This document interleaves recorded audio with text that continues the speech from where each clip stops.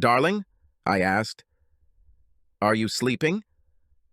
Amy shook her head and muttered something unintelligible. May I ask you a question? I took this as an agreement. Can you tell me, after almost 25 years of marriage, why your skills in fondling my manhood have suddenly improved? Still half asleep, Amy grumbled. I always did this for you. I watched Amy. She was relaxed and curled up with her back turned to me. She hugged her extra pillow. Yes, you did. You did it as foreplay, but you never really enjoyed it. Why such a sudden change? Amy rolled over, still clutching her pillow tightly. She flashed her sexy blue eyes at me, smiled widely, and said in a flirtatious voice, I didn't hear you complaining. I smiled back at Amy, my best friend, and the woman I had adored since we met at a summer backyard party over 2 decades ago. And now I'm not complaining. I'm just wondering why your behavior on this matter has changed. Amy woke up and asked, What's your problem, Chris? I'm just asking a simple question, Amy. For 25 years, you did this without much enthusiasm. It was routine work at best. Amy sat up on the bed, and I continued, And tonight you did something you've never done before. I'm just wondering where this sudden enthusiasm comes from. Amy climbed out of bed and stood with her hands on her hips and stared at me. We can go back to the old way, if that's what you prefer. Amy was angry, and I suspected she would be even angrier. No, I like your new skills. I wanted to get into it, so I continued. You're almost as good as some of my old college girlfriends. Amy's face turned red with anger, but before she could comment, I said, But you still haven't answered my question. Why have your skills improved? Have you read an article, or had intimate conversations with your girlfriends, or perhaps had some practical training? What the hell are you accusing me of? Amy was furious. I calmly told her, I didn't accuse you of anything. I'm just looking for an explanation. You hated doing this throughout our entire relationship, and suddenly, it gives you pleasure. I'm wondering why. Amy grabbed her pillow, headed for the door, and as she walked out of the bedroom, she angrily shouted, You don't have to rack your pathetic brain over this anymore, because I'm never doing this again. Amy was halfway down the hallway, heading toward our guest room, when I said from our open bedroom door, I guess it won't matter if you tell me the truth tonight. I'll find out tomorrow. What the hell is that supposed to mean? This means, I told her slowly, that the private investigator I hired almost 6 weeks ago has completed his report. I'm meeting him in the morning. I suspect your new and improved skills will feature prominently in the report. As I closed and locked the bedroom door, I saw Amy's jaw drop. Amy's knocking, sobbing, and pleading continued for over an hour as I lay in our double bed crying into my pillow. Amy and I get up early. Since I didn't want to talk to her, I set the alarm for 3 in the morning. I got dressed in sports clothes and left the house within 5 minutes. My workout that morning lasted 2 hours, and I was exhausted. I took a shower and got dressed in the clothes that I had put in my car the day before. I settled into a table at my favorite breakfast place just before 6. I was 2 blocks from my office. After I ordered my coffee, I turned on my phone and was immediately bombarded with text messages and voicemail notifications from my slut wife. I ignored the messages and texted my boss, Can you meet me at Lucy's before work? Do not rush. 30 minutes later, I received, Of course, at 7:30, Stacy flew into Lucy's, looked around, and, noticing me, plopped down on the bench opposite. She ordered coffee and a bagel to go, and then looked at me. Stacy's eyes widened, and she said, You look like crap. Yes, I look like crap and feel even worse. Is there any shit at work that I need to know about? I shook my head and felt Stacy relax before she even finished her question. No, it's personal. I'm convinced Amy is cheating on me. She almost confirmed it last night. This morning I'm meeting with the private investigator I hired. His report is ready, and I will find out all the unpleasant details. I just want to warn you that I will be sneaking in and out of the office while I sort out this mess. Stacy sat silently and collected her thoughts. Finally, she asked, How can I help? If you don't have a wand, I'm not sure you can do much. I will take the next 2 days off, but will remain in constant contact with the office. This will help me get through until the weekend. I'm going to stay away from Amy for a while. I'm meeting with my private investigator this morning and my lawyer tomorrow morning. In conclusion, I shrugged my shoulders. Don't you think you're getting ahead of yourself? Unless you're not telling me something, have you seen any evidence? Last night, I provoked an argument about sex. Amy quickly became heated and ran out of the bedroom. I told her she didn't need to answer my questions. My private investigator would answer them in the morning. If you had seen the look on Amy's face, you would have been 100% sure of what the report would say. You need to talk to her, Chris. I know. I will do so, but not now. Where did you stop? Asked Stacy. I'll rent a room. Stacy began rummaging through her suitcase-sized purse and finally pulled out a set of keys. Taking the key off the ring, she said, "Here is the key to our cottage. You were there. It's only 35 minutes away. We won't be using it until the end of the month." Handing me the key, she asked, "Can I give you some advice?" "Certainly. If everything goes as you expect, your life will get worse before it gets better. Life will be crap for a while, and then one day you'll wake up and not feel like crap at all. You'll just be miserable. This will be the start of your recovery." You seem to be speaking from experience. My ex divorced me 12 years ago. It was cruel. We took a sip of coffee, and Stacy continued. I don't talk about it much, mainly because I'm embarrassed. I ruined my life, my child's life, and Tom's life. His family despises me. My son's friends hit on me because they know I'm a slut. I interjected, "You don't have to tell me things like that, Stacy. I know. Even after 2 years of weekly therapy sessions, I still have more questions about my idiotic behavior than answers." Each of us smiled sadly. Stacy continued, "Tom found out about my infidelity in the worst possible way. He tested positive for sexually transmitted diseases. I infected my husband and best friend. I was at a loss for words, so she continued, It's only getting worse, if that's even possible." I panicked and blamed Tom, saying that he was the one who infected me. We both knew, hell, everyone knew I was a cheater. "Why did you do that?" Stacy stared at the tabletop and admitted, "Because I could. Because I wanted to feel sexy again. Because I wanted to have a nasty secret. Because I liked illegal, anonymous, rough sex." She explained, "I travel on business just like you. Once or twice a year, I met an interesting man and invited him to my room. Looking back, it seems so stupid." The silence continued until Stacy asked, "Have you ever cheated?" "No. To be honest, I have never given in to temptation. Do not get me wrong, I am not an angel. I like to flirt and I like to know that women find me attractive, but I never thought about betraying Amy." "Why do you think this is so?" "It's just how I'm built. Sex with Amy was pretty vanilla. She doesn't like to experiment. But a regular date with Amy is always better than the kinkiest one-night stand in college." "What made you suspicious?" "Amy and I have always had an active sex life. Even after 25 years, we still get naked 2 or 3 times a week. Over the past few months, Amy has become a little more aggressive, a little more adventurous, a little more—" I shrugged again. A couple of months later, with a growing lump in my stomach, I hired a private detective. I'll know the results in a couple of hours. I bet Amy will call the office looking for you. What should we tell her? Tell her that I'm taking a short vacation and won't be back at the office until next week. Stacy paid our bill along with her bagel. She leaned over, hugged me tightly, and said, "Hold on. Let me know if there is anything I can do for you." Our daughters, Julie and Kate, were juniors at the University of Connecticut. Julie was exactly 9 months older than her sister. Kate was allowed to skip 4th grade and ended up graduating from high school in the same class as her older sister. Julia followed in my footsteps and majored in electrical engineering. Kate majored in chemistry and planned a career in medicine. Earlier that day, I was able to reach Kate on her cell phone, telling her that I needed to speak with her and her sister later that afternoon, and asking that they not contact their mom until we, let's talk. "Dad!" What the hell is going on?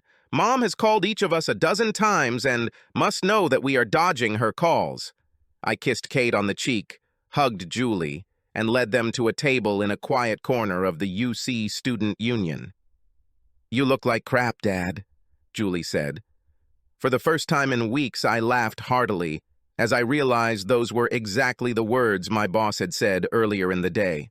"Yes, you're not the first to notice this." It was Kate's turn, and she said, "Just tell us, Dad." "We worry. What's happening?" I rehearsed in my head how to answer this question, but was at a loss for words when it came time to speak. Instead, the sobs that I'd been holding in since I met with my private detective came out in a fountain of tears. Both girls jumped out of their chairs and ran into my arms. My girls held me tightly until I was able to get my very strong emotions under control. "Sorry that I have to tell you this, but I will file for divorce from my mother. She has a long, ongoing affair with a colleague," Julie began. "But Dad, you—" She couldn't finish her thought. "Yeah, baby, I'm sure. I have proof." Julie's jaw dropped, and Kate began to cry. Julie spoke next. "Dad, I want to see the evidence. I know you're not lying, but I need to see this. Earlier in the day, I took one photo that was horrifying, but one of the least offensive, and separated it from the rest of the private investigator's report. I pulled out a photo of their mom and Mike Brooks leaving the house their real estate firm was trying to sell. Michael and Amy stood on the porch and kissed. The girls looked at the photo together, and Julie began. "Dad." "Honey," I interrupted. "I have photos, videos, text messages, and emails. I will never show this to any of you, but I saw them. They are awful." At this moment, both girls were crying. Kate asked through tears, "Are you really going to divorce your mom?" "Girls, at the moment I don't see an alternative. I know I have never been a perfect husband or father." I shrugged off their protests and continued, "But I tried to do the right thing. Most of the time I was successful, but sometimes I was wrong.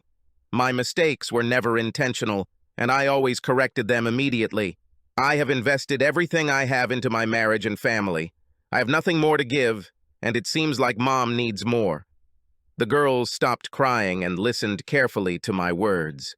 "I still love your mother, although not as much as I did 6 weeks ago when I became suspicious. But I don't really like her.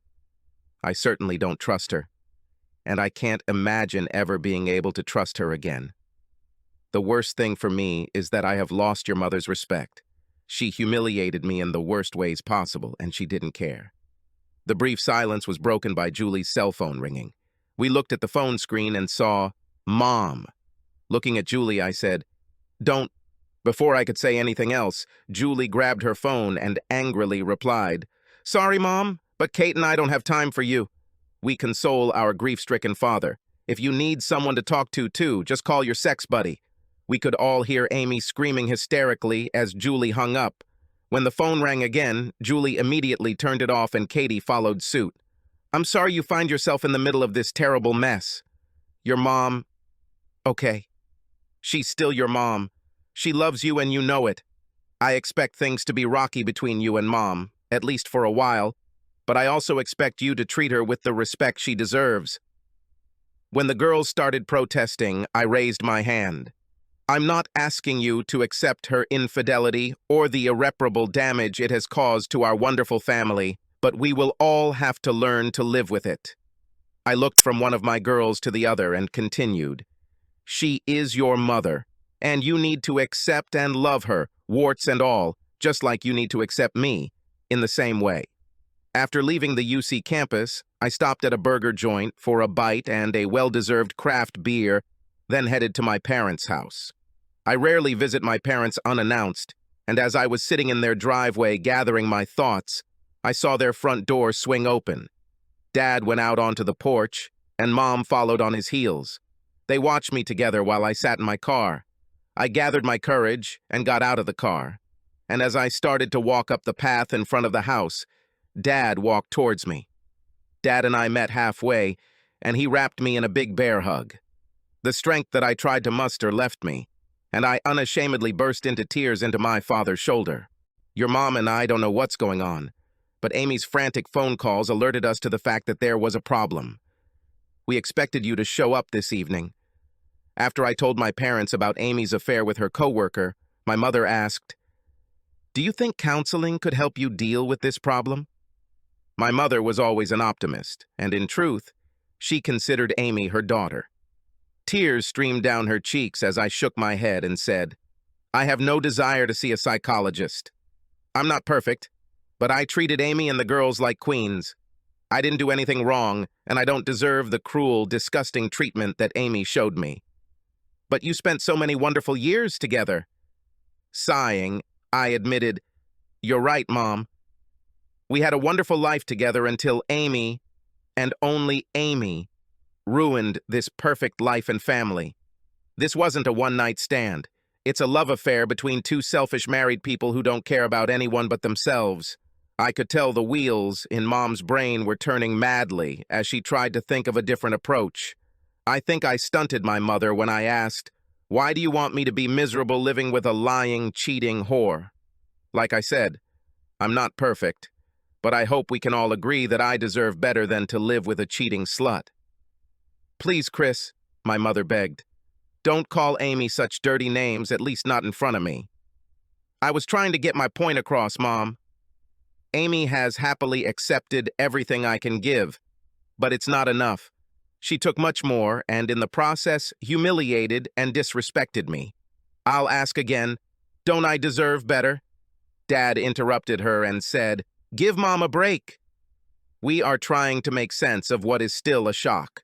You know that your mom and I will support you in any decision you make." Dad waited a few seconds before continuing, "And you must understand if this is possible.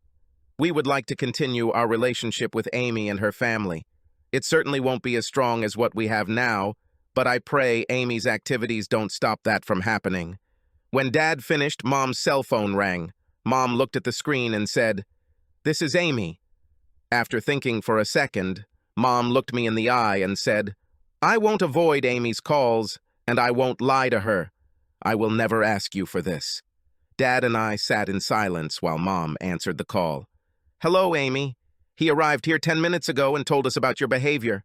I suppose he'll stay here for the night." "Now! Now!" "Sorry, Chris. Amy is on her way." "Don't worry about it, Mom. I'm going to go. I'll call you in the morning." Mom asked, "Where are you going?" "Stacy has a family cottage on Lake Cooper. She allows me to use it for a short time." "Eventually, you'll have to talk to her," Dad said. "I'll talk, but I'm going to do it on my time, not hers. I'm just not ready." "What should we tell Amy when she arrives?" Mom wanted to know. "I would call her and tell her that she's going in vain. Tell her I'm not ready to talk to her. I know you won't lie, but I expect you not to tell her where I'm staying." Mom started crying. I walked around the table and hugged her tightly. Dad joined us, and the Harrington family consoled each other. My mom and Dad silently gave me all the emotional support I needed. After officially starting the divorce process with a visit to a highly recommended divorce lawyer, I headed to my mother-in-law's house. Amy's car wasn't in the driveway, so I parked and headed to the front door. "This is really bad, isn't it?" These were the first words of greeting when Frank Wilson opened the front door. It can't get any worse. Frank stood in the middle of the doorway, blocking my entrance, and asked, "Who cheated?" "She did it." "Do you have evidence?" Frank wanted to know. When I nodded, Frank yelled, "Damn!" and turned, leaving the door open, and went into the kitchen. Eileen, Amy's mother, sat restlessly at the kitchen table. When I entered, she raised her head and, pointing to the coffee maker on the counter, said, "The coffee is fresh." While I silently poured a cup, Frank pulled out a bottle of Jack from the kitchen cabinet. We sat down and Frank added a couple shots of bourbon to his coffee and slid the bottle across the table towards me. As I poured some courage into my cup, Frank asked, "Can I see the evidence?" Staring at the kitchen table, I told him, "I'll let you see the written report, but I won't show you any photographs or videos." I looked up when he swore again and, looking him in the eyes, continued, "But Frank, I beg you, don't ask to see the photographs. No father should ever see his daughter do what is shown in the photographs. It was sad to see, but Frank collapsed in front of Eileen and I. Eileen intervened and asked, "Is there any hope that your marriage will survive?" "I met with the lawyer earlier this morning. He will complete the paperwork early next week and file the papers in court on Wednesday. The lawyer has Amy's cell number and will call her. She will have the opportunity to pick up the documents at his office, or we can serve her officially."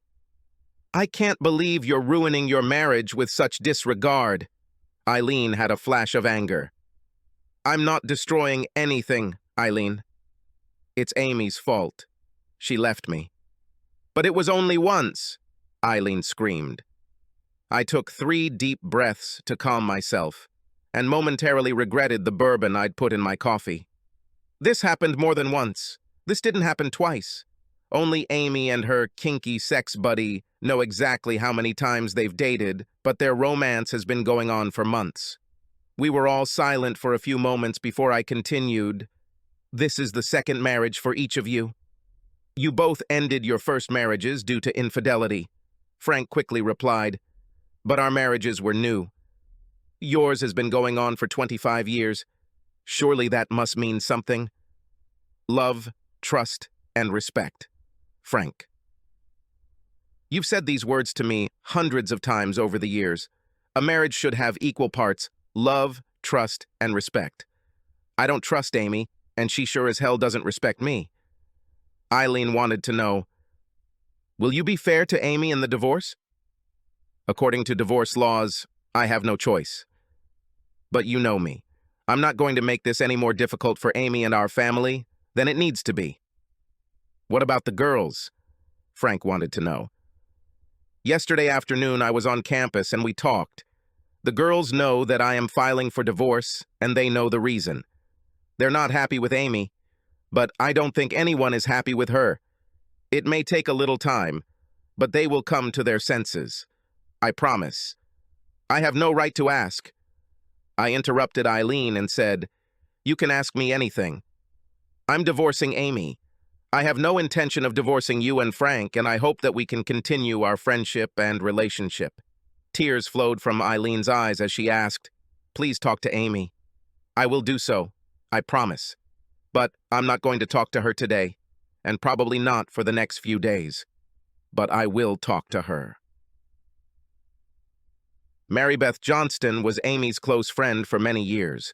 Their relationship could have been closer, but I've been wary of Mary Beth and her husband Phil since we met. Mary Beth and Phil had an open marriage. Although they did not actively involve singles and couples in their chosen lifestyle, they were not secretive either. They often told 21-plus rated stories about their X-rated activities. There were a few occasions over the years when Amy's interest in swingers parties and friends with benefits relationships made the hairs stand up on the back of my neck. But in the end, I trusted my wife completely. "I can't believe you treat Amy like that." "Yes, she made a huge mistake, but she's sorry. You need to put on your big boy pants and get over it. Go and have sex with some chick if you want, but don't do anything stupid." That was Mary Beth's opening salvo as she plopped down on the chair across from me in the restaurant. "I'm not going to do anything stupid, I promise." Mary Beth looked at me doubtfully and said, "Amy was under the impression that you were seeking a divorce." "I'm seeking a divorce. The documents will be submitted on Wednesday. Filing for divorce is not stupid. This is what normal people do when they want to get rid of their lying, cheating slut wife." Before Mary Beth could continue, I asked, "You've known me almost as long as Amy has known me. I knew all this time about your open marriage. When did I give any indication that I would accept an open marriage or an unfaithful wife?" Mary Beth was stunned and said, not addressing anyone, "This is such a nightmare." My immediate response was, "This is a nightmare. This is a nightmare for Amy, for me, our children, family, and friends. Mary Beth, this is about to become a nightmare for you and Phil, too." Coming to her senses, Mary Beth snapped, "Of course, this is a nightmare for Phil and me. We have all been friends for many years." I simply smirked at Mary Beth as my threat went over her head. "What?" she asked. What followed was excitement. What? I had a private detective who was investigating Amy's suspicious behavior. Continuing to advance, Mary Beth replied, "Yes, so what?" He caught her cheating. The private investigator's report lists the contents of all text messages between you and Amy over the past 6 months. Mary Beth was trying to process the information when I said, "I know Mike was a member of your swingers group before he got married. I know you told Amy he has a big man tool. When you found out he was working with Amy, you told her to have sex with him. I know Amy has been keeping you posted on their weekly dates. I know every fucking nasty detail, you pathetic bitch." Mary Beth jumped up and said, "Listen, Chris." Before she could continue, I said, "Every action has a consequence. The consequence of Amy's infidelity is divorce. The consequences for you and Phil won't be as bad, but I'm going to do everything I can to ruin your life." "How the hell are you going to do that, asshole?" Smiling for the first time, I said, "I'm glad you asked." I reached into my back pocket and pulled out a folded piece of paper. I pointedly unfolded it and said, "I'm going to send this email to several people you and Phil know." Mary Beth reached across the table and snatched the paper from my hands. She read, "Topic: Mary Beth and Phil Johnston ruined my marriage. Friends, my name is Chris Harrington. I have been married to Amy Harrington for almost 25 years. Except for the last few months, my marriage has been perfect, at least for me.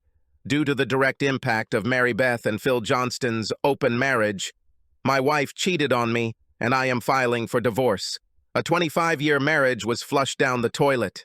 I am writing this letter as a warning so that other marriages will not be ruined by Mary Beth and Phil's cavalier attitude towards marital fidelity. My wife cheated with a swinger friend of Phil and Mary Beth. Mary Beth encouraged the relationship and told my wife Amy that she would never forget it. Mary Beth is right. My wife will never forget her affair because it led to the breakdown of our marriage and the destruction of our family. Whether you have a personal, business, or social relationship with the Johnstons, please be aware of their complete disregard for marriage vows and their willingness to sabotage your marriage. Perhaps if I had chosen our friends more carefully, Amy and I would not have gotten divorced. Sincerely, Chris Harrington." Mary Beth hissed, "You bastard. We will sue you if you send this to anyone." I chuckled and replied, "My lawyer reviewed the email and text messages from the private investigator's report. He concluded that everything in the email was true." "Who the hell are you sending this to?" "I have an email list of every teacher and administrator in your school district, as well as members of the Board of Education. I have 38 names and email addresses of employees at Phil's company. Of course, there are over 300 people working there, but I suspect the email will be passed around. Members of your country club and church will receive a copy. There are several other organizations that you or Phil are involved with. They will also receive copies." Mary Beth sat with her mouth open. I told her, "You can keep this copy for yourself so Phil can see exactly what is being sent. Have a nice life, you disgusting piece of shit." As part of the private investigator's report, I was informed that Lucy Brooks, the wife of Michael Asshole Brooks, took her children to play at Willowbrook Park every Saturday morning. At the park, she and her children met with the usual group of mothers and babies. Recognizing me and my greeting, Lucy said, "Chris, I haven't seen you since the office holiday party. What a pleasant surprise." "Good to see you, Lucy." 7 mothers stared at me as I continued, "I admit that our meeting was not accidental. I hope we can talk privately for a few minutes." Lucy nodded happily and said, "Of course, certainly." But after a moment she noticed that my behavior did not correspond to her cheerful mood. She asked, "Chris, this is all—" She stopped and stared at me as the first glimmer of understanding appeared on her face. Lucy paled noticeably. Her friends' friendly faces showed either concern for Lucy or anger that I had somehow upset their friend. "Are you okay?" asked the plump blonde sitting next to her. Lucy did not immediately answer her friend and came out of a short trance only when the second mother sharply asked, "What's going on?" I'm fine. And to me, I guess we need a little privacy." "That would be best." There is a high probability that this will not happen. A slender and very attractive red-haired girl jumped to her feet, her angry gaze darting back and forth between Lucy and me. Chris, this is my overprotective older cousin, Aggie. Aggie, meet Chris Harrington. Chris's wife and Mike work together. I suspect Chris wants to talk to me about the female intuition issues you think I'm imagining. Ladies, Aggie, how about Lucy and I sit at the picnic table under the tree? I pointed to a place 15 meters away from us. This should give us the privacy we need without being too far away. Lucy stared blankly at the ground for several moments. Silent tears streamed down her cheeks as she began to rise to her feet. Aggie ran up to her cousin and hugged her tightly, and both women began to sob together. When they parted, Aggie's angry look turned to sadness when she saw my wet eyes. I told Aggie, I didn't just bring bad news. I'm stuck in the middle of this mess with your cousin. With Lucy by my side, we set off. After walking just a few steps, Lucy stopped, turned around and said, Aggie, will you take the children home with you? She replied, Of course, Lucy. If necessary, can they stay for the weekend? Aggie smiled sadly and nodded. Lucy and I were sitting across from each other at the picnic table, and I asked, How long have you known? Sighing, Lucy said, Unfortunately, this is not my first rodeo. We got married a little later than most and had children almost immediately. After our second child, Mike had a vasectomy. His first romance began 6 months later. The second began a year after our first skirmish. This is the third strike. I suspected things had gone wrong within a month. I'm struggling with the thought of divorcing Amy. I know this will be the end result, but I constantly doubt myself. Can you tell me why you stayed with Mike after his first 2 affairs? Mainly because of the children. Oh shit, this is entirely because of the children. I grew up raised by a divorced, angry mom and a dad who came over once a week. I didn't want this for my children. I still don't want to, but this is their future. Luckily, I have a strong family in the area and will get a lot of help. I guessed what Lucy's answer would be and nodded in understanding. I asked, Do you know why Mike cheats? It was Lucy's turn to nod. He takes pleasure in turning good girls into bad ones. I wasn't a virgin when we got married, but I was very naive when it came to sex. Mike was my lover and teacher. He had high expectations of me and rewarded me, mostly with incredible climaxes when I lived up to his expectations. I love being his slut, but I want it to be in a loving and faithful marriage. Lucy continued, Do you have proof? I pulled out a thick envelope and handed it to her. I would like to suggest that you give the evidence to your lawyer and not look at it. Mike and Amy are not very nice to us during most of their meetings.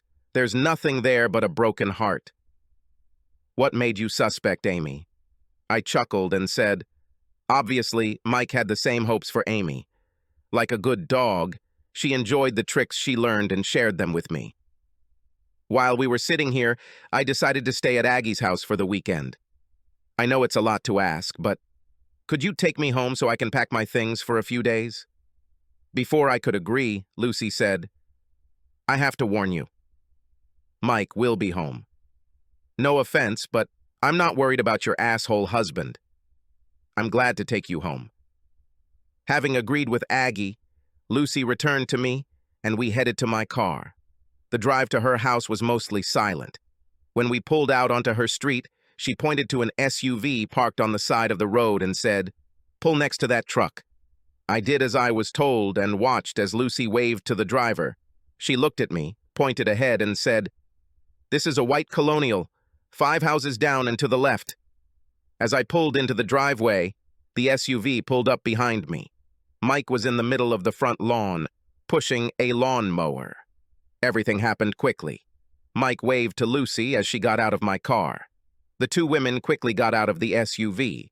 They squeezed Lucy between them and led her to the front door. A very large man walked behind the women. After they entered the house, the man stood in front of the entrance, protecting them. An older man got out of the SUV at the same time I was getting out of my car. He walked up with his hand outstretched and said, I'm Larry Green. Lucy is my daughter. I stood in the open front door of my car with my hands on the hood and looked across the car as Mike walked towards me. "Chris? Chris Harrington? What is Lucy doing to you?" Mike was visibly shaking and pale. "I met her in the park this morning. I had a package, a very large package, from my private investigator that I wanted to share with her." Before Mike could answer, Larry said, "You're a piece of shit, Mike. You were born a piece of crap, and you will die a piece of crap. You just lost the only useful and worthwhile part of your worthless life." "This is all bullshit," Mike yelled. He turned, ran to the front door, and shouted, "Stay out of my way, Georgie!" I guessed that Georgie was the giant who was now sitting on the top step of the landing by the front door. The man didn't move a muscle until Mike was ready to walk past him, and then with the grace of a cat, the man jumped to his feet and placed both hands on Mike's chest. A second later, Mike was lying flat on his back, the wind knocked out of him. Larry looked at me questioningly. I told him, "It looks like Mike slipped." Larry nodded and said, "Yes, that's what it was like for me." Eventually, Mike staggered to his feet. He turned and shouted, "It's all your wife's fault. She came for me. Everyone knows she's just a slut." "I can't argue with you, Mike. Amy is a slut, and she's not my problem anymore." I laughed sadly at Mike and was afraid that my emotions were about to fail me. I didn't want that asshole to see how hurt I was.